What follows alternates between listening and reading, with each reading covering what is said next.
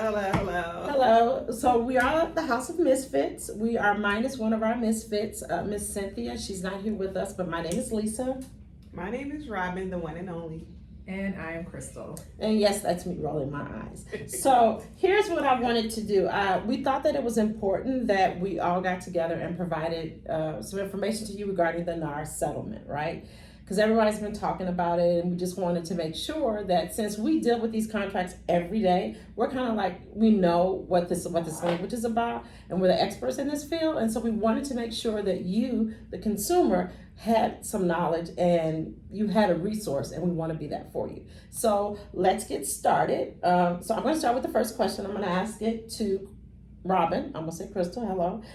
So the first question is, can you explain what the new NAR settlement entails?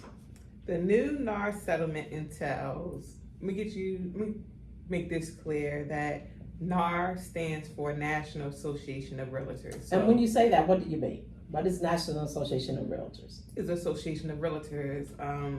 It's a organization? Yeah, an organization. Mm-hmm.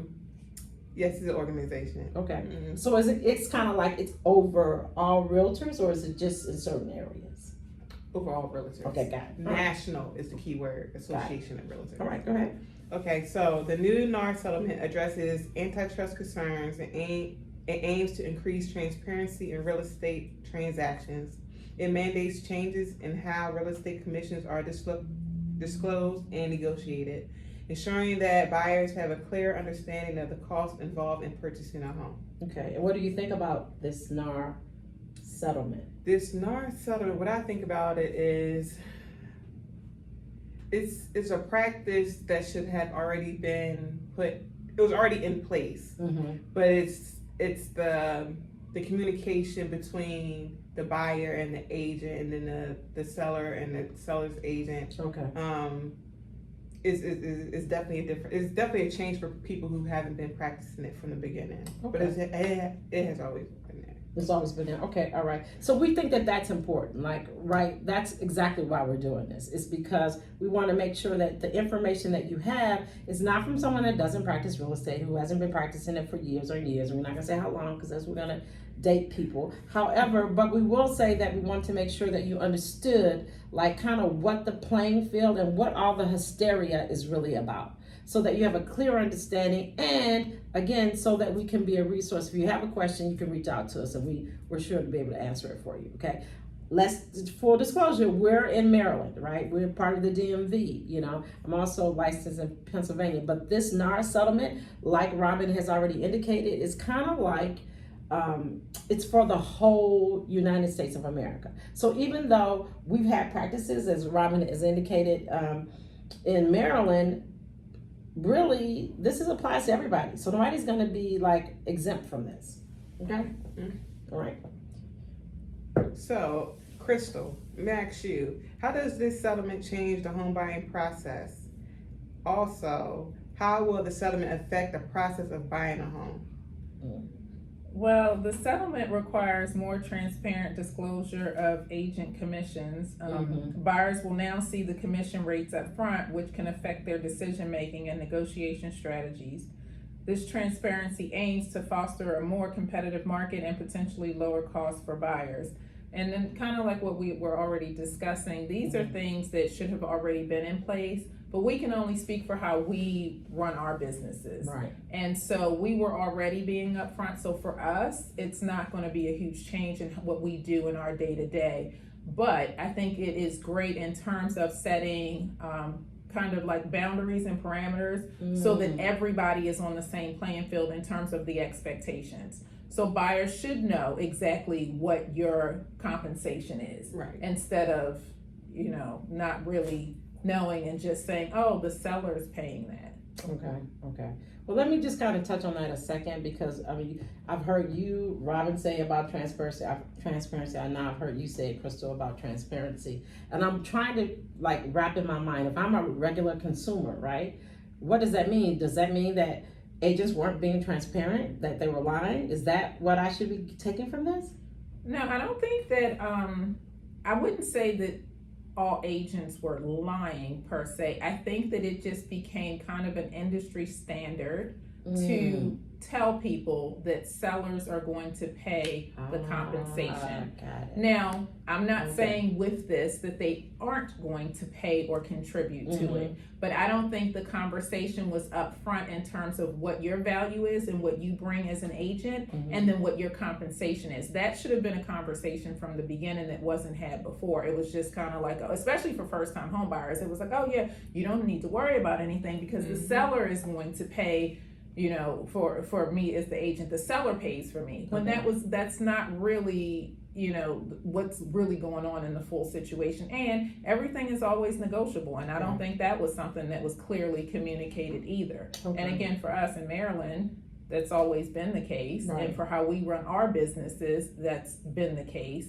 So it won't necessarily be a change for us. Okay, so that was gonna be my next question. And I think Robin alluded to it already, is what impact will this have, and this is for you, Robin, what impact will this have on real estate agents themselves? It all depends which agents. Like Crystal said, a lot of us have been doing this from the beginning, so this NAR settlement isn't something new. It's not something that's going to change when we were already doing things. Now, for the agent that wasn't doing it, they may need to readjust. Okay, and so same question to you. What impact will this have on real estate agents overall? Real estate agents may face more pressure to justify their commission rates. So what we were talking about before in terms of compensation, they might also need to be more flexible with their fees to remain competitive. This could lead to more competitive pricing and potentially better service as agents strive to differentiate themselves. But again, to me, the foundation of the relationship should have already been on transparency, and me as the agent clearly articulating what services I provide, so that we can make sure that we're a good match for each other. It's not a one-sided thing. It's a partnership, and one of the biggest decisions that a person is going to make. You know, one of the biggest purchases and biggest decisions. So you should be comfortable with each other, be comfortable with the services that you're going to receive, because there's a lot that goes on with that, and you want somebody that's going to be by your side and understand what it is that you can expect from them. Okay, you can ask me number 4, whoever, doesn't matter. So, Ms. Lisa, do you think this settlement will make home buying more affordable for the average buyer? All right, so let me just say this. First of all, for people to believe or have the concept that the home buying affordability or non-affordability of a home is based on an agent's commission is foolishness, okay?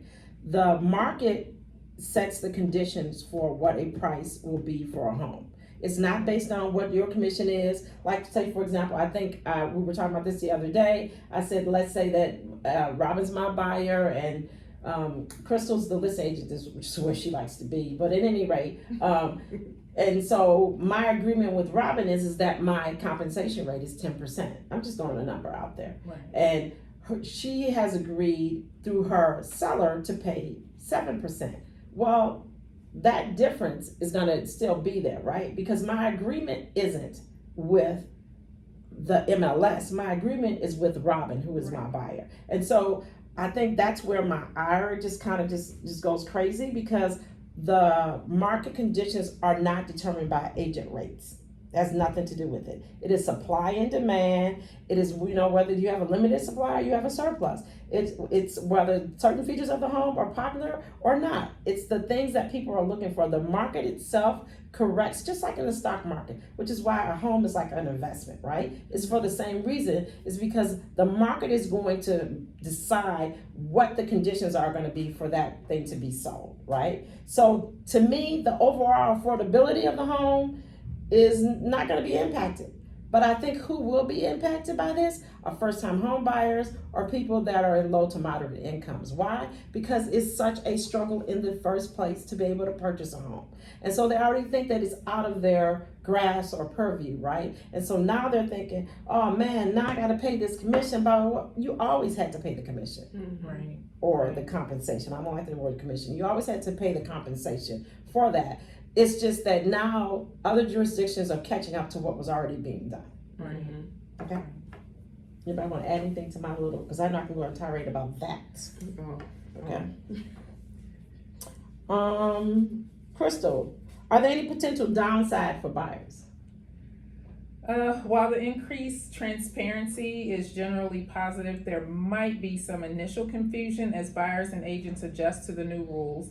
Additionally, if commission rates decrease significantly, some experienced agents might leave the industry, potentially impacting the quality of service. Okay, so what are your thoughts about that statement? That's where the competitiveness comes in at. Okay. You know, if you have these agents who are used to getting, let's just say, 10% for Right. their service, and then you have other agents that's okay, they're 10%, I'll go ahead and say, you give me 5% commission. Right. So that's where the conflict will come in Right. at. But if you're paying 5% compensation, are you gonna get that quality work or the quality service? Right. Right. You know, it's all about your value. Right. You know. Right. And that's the thing about me. I think for all of us, and I say me, but when I say me, I'm talking about us collectively here at the House of Misfits, is that we know what our value is. And so my value is not determined on whether you like me or not. My value is determined on what I can produce for you and what my expertise is. Right. And I know what I've been doing. And for the years that we've been doing it. So as long as you have someone that's confident, which I think you need to make sure that that's the case, right? I would say that whether you decide to ever use someone like us or not, you need to make sure that you feel comfortable in their ability to do what's in your best interest. Right. Okay, so we got 6. Yep. Oh, how can buyers, Crystal, prepare? You know what? You have said enough. Right. I'm gonna bring back to you, Miss Lisa. Go right ahead. How can buyers prepare for the changes brought by the NAR settlement? So a couple things. The buyer needs to make sure that they understand what it is, which is what we're trying to do right now. Hello. Right. But they also gonna have to, because the most scariest thing for a buyer is all of this paperwork, right? It's like overwhelming, right? And so even people are like, oh, I'm gonna sell my home myself. I applaud you. I'm not ever gonna stand in your way. If I can help you to sell it better or sell it faster, then I'm willing to do that as well. But what I will say to you is that you need to make sure that you understand about disclosures. That is kind of probably gonna be the trickiest part for buyers overall. Because it's not just disclosures about the property, but you may have to have disclosures about the agent, the listing agent. And our buyers are going to be savvy enough to know that? No, I don't think that they will, right? But they also are going to be able to know, so it does two things, about knowing about disclosures and knowing about the commission structures. That kind of thing really, really matters. And so now because of NAR's quote unquote settlement, right? You're going to know what that commission structure is. You're going to be able to see that. And this is kind of what I was alluding to earlier when I was talking to you ladies. And then it was this. It used to be that some individuals would say per MLS when they would talk about being paid what their compensation was. We have never done that, okay? Because I know contracts, and I can't say that I have a contract per MLS because my contract is not with MLS. Right. My contract is with a live person body, whether it be a corporate entity or just whatever that buyer is, a real person individual. Right. That's who my contract is. And so anything that's happening has to be within the walls of that contract. And so I think that that's going to be important for the buyers. And so that's where it's going to be kind of tricky for you guys. But you can still reach out to real estate agents. If they're worth their salt, they're going to talk to you and help you through that, right? And if they're not, keep it moving, right? And so, but you need to be able to understand the values and the services that they are providing. I think with this NAR settlement, that's probably the greatest tool that it has gifted to agents, particularly those that represent buyers. Why? Because a lot of times people don't recognize how much value they bring to the table. Right. So now there are going to be times where there may be concierge services being offered. Maybe you don't want them for this, but you want them for that, right? You're going to have that ability to do that now, but also the agent's going to have the ability to tell you how that kind of how it runs in their business, right? And so everything, as Crystal and Robin has stated, is a negotiation. It is, but you also have to know your value.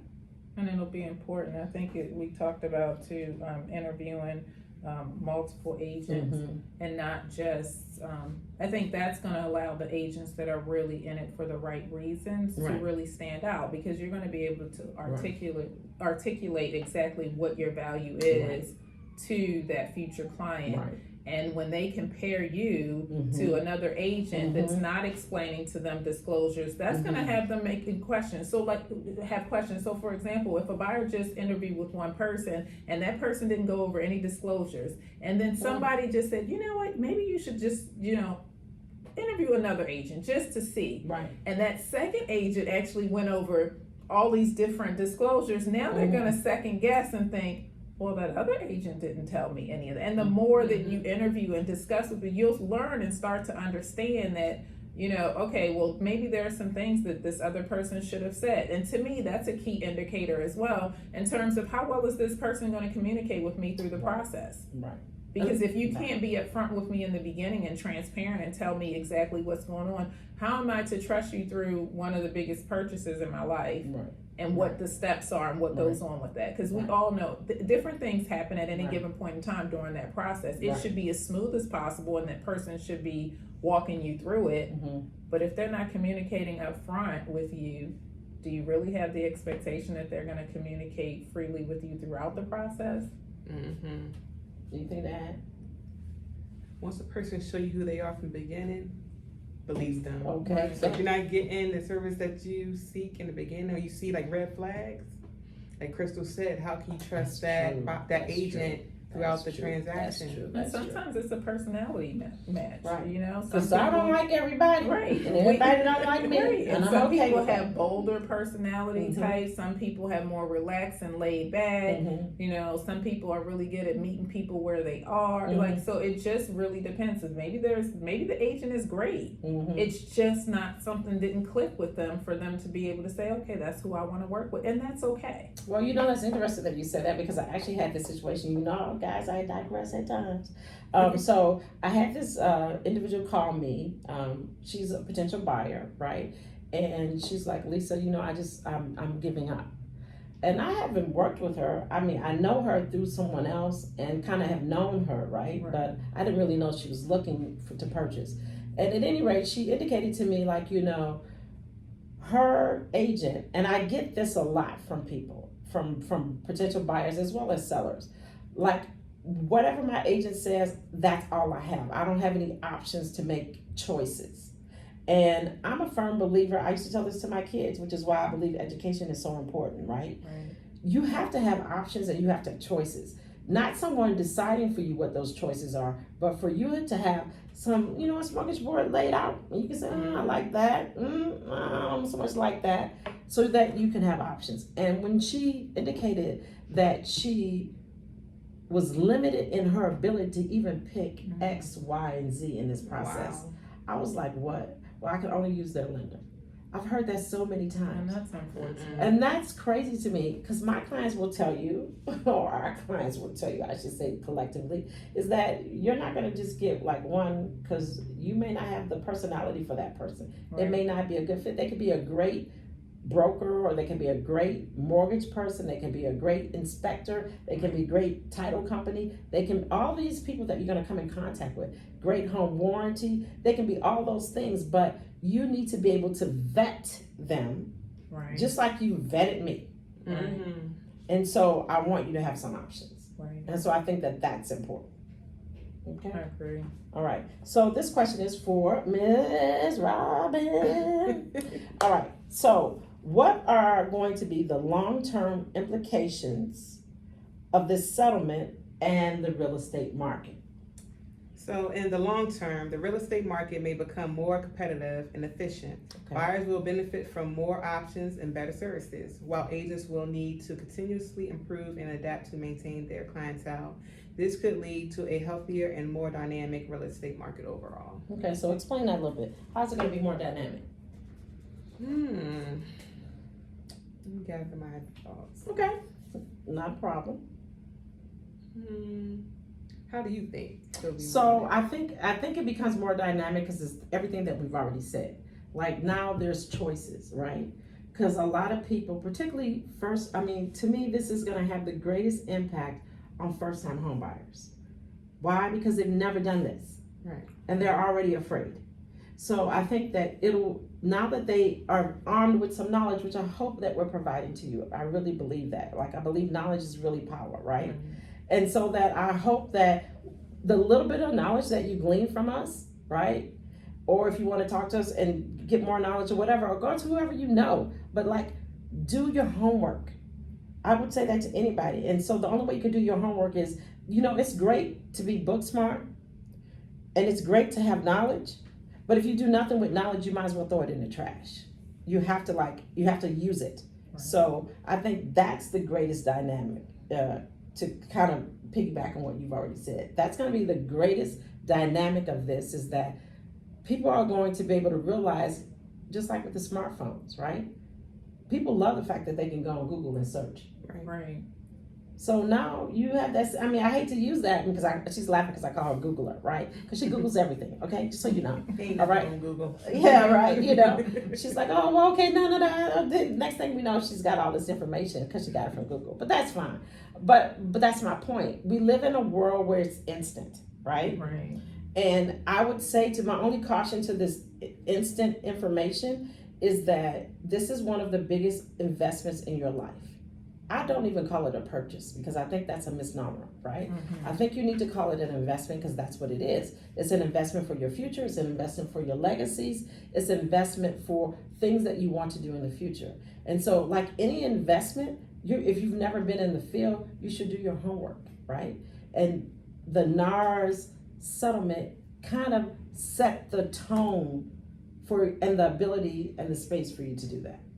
Right. Makes sense? Mm-hmm. I think that's why it's important to interview multiple agents, because if you're thinking about just the real estate industry in and of itself, and right now, before the NAR settlement, actionable items go into place, it's already a lot of information, a lot of legal stuff, a lot of different disclosures. And then once that happens, it's going to be additional changes. Right. How does a new home buyer, first-time home buyer, decipher what's going? The only way to do that, because you're not already in the industry, is for you to interview multiple people, Right. and then see what they're saying. That way you have something to compare to. Right. If you just speak to one agent, you only know what's come out of that agent mouth and possibly whatever you've researched online. Right. But with you not being an expert in the industry, you may not fully know how all of that goes together. Right. But if you interview multiple, I mean, even the three of us right here, and even the fourth one, member of the House of Misfits, probably speaks a little bit different. We all have different personalities. So even within that, you could probably learn something from each one of us about that. Not that any one of us has done anything wrong, because we will all have very similar foundations, but how we speak to it could be a little bit different, and what you get out of it could be a little bit different. But if you just spoke to one person, how do you know? Right. You don't have anything to compare it to. But I will say this, because I'm always the oddball, right? So I will say this: there's nothing wrong with speaking to one agent if your gut tells you it's good. Right. Okay, but that doesn't mean that what you speak to that one agent, you shouldn't still go and check on the information that you received. Well, and that's if they're giving you information. Right. But first of all, like Robin said, if they not giving you information, Right. red flag, run, keep running, do not stop. I'm serious, like run away, right? There are people that out there, that there are agents that are caring, that are compassionate, that want to see you win, that are out there, so you don't have to settle. I'm a firm believer in not settling. Right. Just like what? What's the point of that? Right. We're all gonna leave this earth. I'm not gonna settle. I'm not gonna do it, right? Okay. All right, so one last thing, and then we'll get your comments in a second. So transparency, we got these questions. We did a little poll, and so these were the most popular questions. And so we figured that this was a way for us to kind of provide information to the consumer, which is you, and so that you can have at least a foundation to start from. All right, and so these were the most popular questions, and they had one more. And so I'm going to answer that question right now. And that question, so if you see us looking down, because we're looking at these questions that they gave us from the poll, they said, when does the NAR settlement require a buyer-agent agreement, and tell me why? So to me, this was like this should have been the first question. It should have been. It should have been the first question. I don't understand why it was the last question that we got, but hey, I'm not complaining, right? So the buyer agent agreement is required by the NAR settlement. I'm going to read it to you because it's formalistic in its answer, but then I'm going to explain it to you in something that we all can understand. So they said the NAR settlement requires a buyer agent agreement to be in place before, and emphasis is on the word before, any formal representation, emphasis on formal representation begins. Okay, so I know for you out there, well, what does that mean? Okay, so first of all, before self-explanatory, it needs to be before anything happens, right? So what is the anything that happens that we knows about? Okay, so the agreement must clearly outline the commission structure, which is what we've been talking about, right? And any fees that the buyer will be responsible for. It's no different, and that's why it falls under the antitrust, because it's no different than the Dodd-Frank Act that everybody has heard about at some point in their life, even if they don't know what it means, right? But it's about having the disclosure. It's like the Truth in Lending Act that exists as well. It exists because people needed to know what the interest rates were, and they needed for it to be spelled out clear and plain. So if you notice, there's a kind of theme, right? Things people don't clearly understand, at some point somebody challenges it, and then it becomes crystal clear for people, right?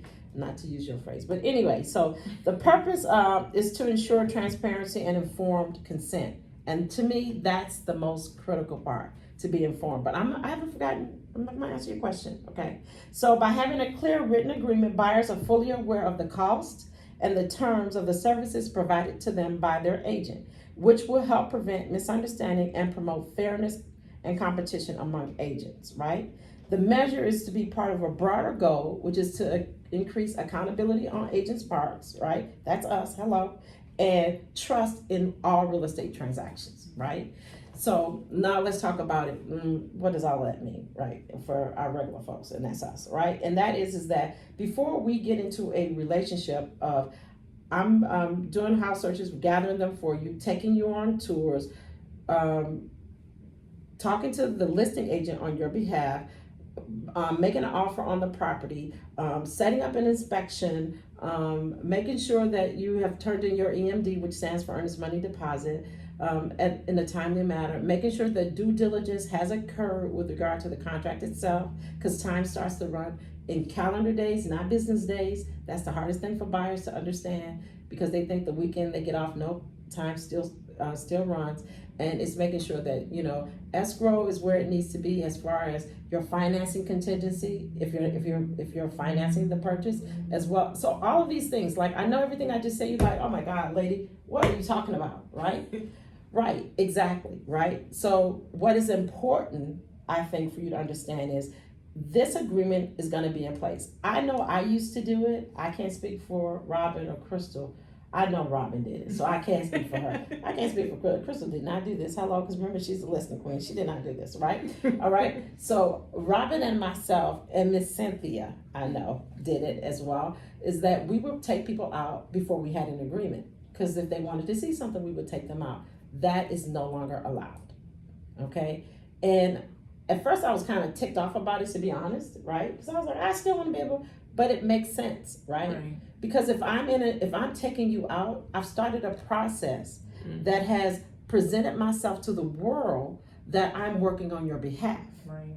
And so that's immediate distrust if I all of a sudden am out of the picture. Right. So I totally understood it after I thought about it and got over my feelings about it. But the reality of it is that that's going to be required. It's not going to happen, people. So I'm just telling you, I'm not saying that there won't be people that won't do it, because there absolutely will be individual agents who will do it, who will take you out and they don't have an agreement.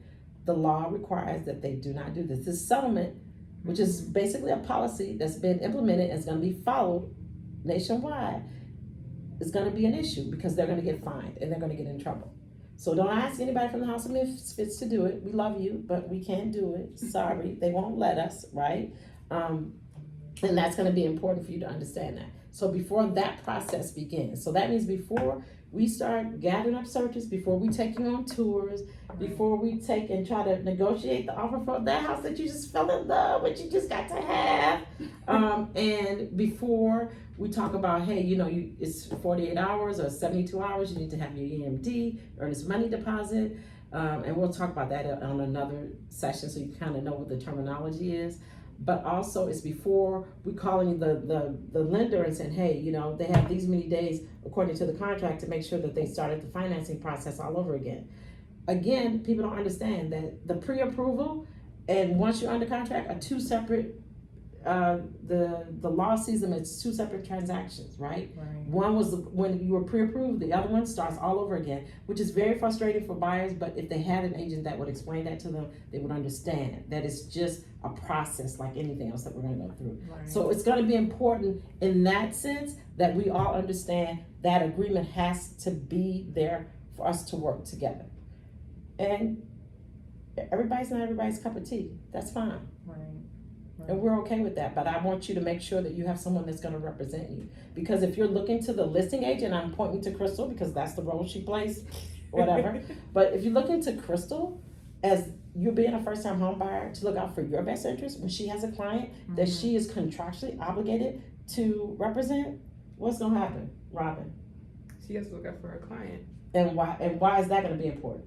Is she gonna be able to look out for me? No, because that's her fiduciary duties to her client. She has a contract with her client. She doesn't have a contract with you. So I go to her, what's gonna happen with me? I'm a first-time home buyer, I'm out here, I'm doing the thing, I'm gonna do this by myself. I'm going to her, why can't she help me? She can't help you because then there's a Conflict? there's a conflict of interest. Okay, but why not? I mean, I wanna buy a house for what her client wants to sell it for. Because she is working with her client. You have to find your own buyer agent. Okay. Who's gonna support the buyer? Right, and that's exactly what she's so, she's being even really quiet now, because negotiation. trust and believe, Robin is not this quiet, so I don't even know why she's I don't like like being on the camera, y'all. So excuse my shyness, my quietness. Right. I have to get used to it. Right. But believe me when I say, she would be like, no, you can't do that, da da da da da. So that's the Robin that you would see, right? But the reality of it is that that's important. Right. And I guess that's why we wanted to make sure that we did this. We want to make sure that you have knowledge, that's me, but we wanted to make sure that you also had real people that are in this industry, people that have looked at these contracts, people that know that this NAR settlement is not the chaotic hysteria that everyone thinks it is. Right. Like I said, we're in the DMV area in Maryland, and it's always been that in Maryland. In Florida, it may not have been that. They may not have had those requirements, and so they're going to have to adjust. We really won't have to do that, and thank God, right? Because if I had to learn to do that, I think it would be harder, and I would think that this is difficult. Because it's like you relearning something, and it's so hard to learn something over again and change the way you've already been doing. It's different when you've already been doing it. Right. Especially in the business for a while. Right. Right. Right. And change is difficult for people, but something else that you said that just really just like rang true for me and was interesting, because you said once you had an opportunity to let it like sink in. If we really step back now that we've known about this for some time and think about how important it is to actually have that contract in place, because I don't think people really understand how the relationship works. Realtors are already doing work before you even get compensated. You don't get compensated until you reach the table. Right. And we've already gone through and supported our clients, which we love to do, Right. but having that contract up front solidifies that business relationship, Right. as opposed to you showing 5, 6 different homes and you still don't have that professional agreement in Right. place Right. with this client. Right. And like you said, the key word is the business. This is our business. And I have heard horror stories where agents try to gain the business of a consumer by showing them houses without that agreement in place, just for that client or consumer to turn around and get another real estate agent. Right. So that's just time wasted on that agent who took them out without the agreement. Right. And and it's not to say that if say by chance that you did go out with them and then they rubbed you the wrong way or something was different from what you thought when you originally chose them, after you spoke to a couple different agents or that one that was knowledgeable and vetted the information, you still have the opportunity to make that change. It just makes more sense to me to go ahead and have that contractually agreed upon relationship, and it forces us as agents to again really be clear about what we offer and what our business means, what we're going to do for you as we represent you. All right. I think that we hope that we've helped. I can only speak for me, even though we're the House of Misfits. I had to speak only for Lisa. I hope that we've been able to impart some information, but I did want to get like some final thoughts, because I'm going to give you mine from Robin and from Crystal. My final thoughts is find an agent who's going to communicate with you and have that transparency with you. And again, if you feel in your gut that that agent is not doing you just service, you have options to go find other agents. Yeah, I mean, I 100% agree with what Robin said. I mean, it's so important to vet people and to make sure that you're comfortable and you have somebody that's confident and it's going to support you and be there for you. And the only way to know that is you kind of got to go with your gut and then just vet what somebody is saying to you. Don't always just take the first thing that someone says. And that goes with any portion of the real estate industry, from your agent to your lenders. If you're with an agent and they're only providing you one lender as a resource, that's a sign right there. Even if you're already into the the process, you should question that and say, hey, do I have other options? Because an agent shouldn't just provide you with one lender. And as we do more of these for you guys, we're going to just share horror stories that we have, because we have them. Yes, we do. We absolutely do have them. And and we're just going to make sure that you have information. I think the NAR settlement has given us the opportunity as the House of Misfits to make sure that the people we want to serve, which is you, that you have a starting point. So like you can go talk to an agent, because you might be in Florida. I'm all right with you. I ain't mad, okay? It's hot out there. But what I would say is that will allow you to now, you have some information. Right. And they should be able to answer these questions. Ask them, what is the NAR settlement about? Right. And they should be able to tell you. Tell you enough where you're settled, right? Explain it enough where you understand it. Because we talk in language, right? Just like I said, NAR. My first question to Robin was NAR. She was like, okay, now we need to first explain what that is. I'm like, okay, well, go ahead and explain it. But in my mind, I know what it is. But she's absolutely right. Everybody else doesn't. So even when I said the word EMD today, I had to explain what that meant, earnest money deposit. And like I said, we'll talk about that later. But we hope that this has been helpful. Nothing but love to you guys. And if you have any questions, you can holler at us. Talk to you soon.